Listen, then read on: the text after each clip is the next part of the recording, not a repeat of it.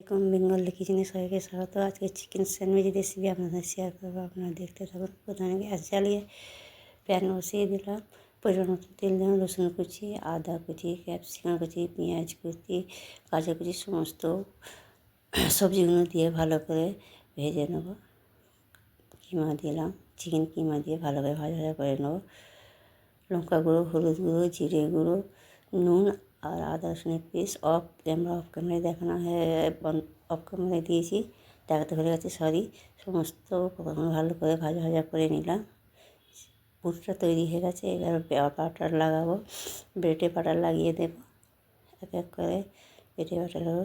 যে বন্ধুরা আমার ইউটিউব চ্যানেল দেখছে নতুন যেসব বন্ধুরা, তারা সাবস্ক্রাইব অবশ্যই করবেন। যারা ফেসবুক দেখেন আমার পেজটা ফলো করে আমার সাথে থাকবেন।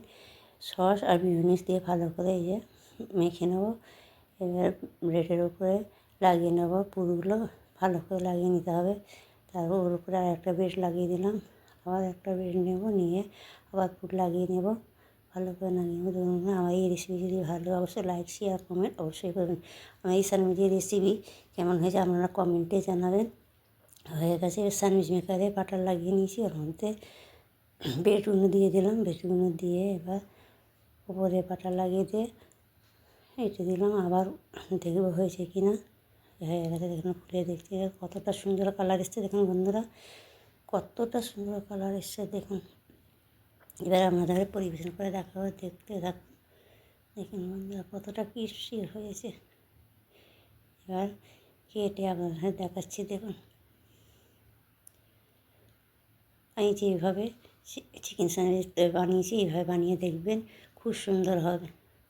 অবশ্যই আপনারা ট্রাই করে দেখবেন। দেখুন বন্ধুরা কতটা সুন্দর হয়েছে, দেখছেন তো। পরিবেশন করে দেখাচ্ছি, দেখুন বন্ধুরা। যদি ভালো লাগে অবশ্যই লাইক একটা করবেন। দেখছেন কতটা সুন্দর হয়েছে। আমার মতন করে বানিয়ে দেখবেন, অবশ্যই ভালো লাগবে। আপনারা ভালো থাকবেন, সুস্থ থাকবেন। খোদা হাফেজ। ফিরে আসছি আবার নতুন ভিডিও।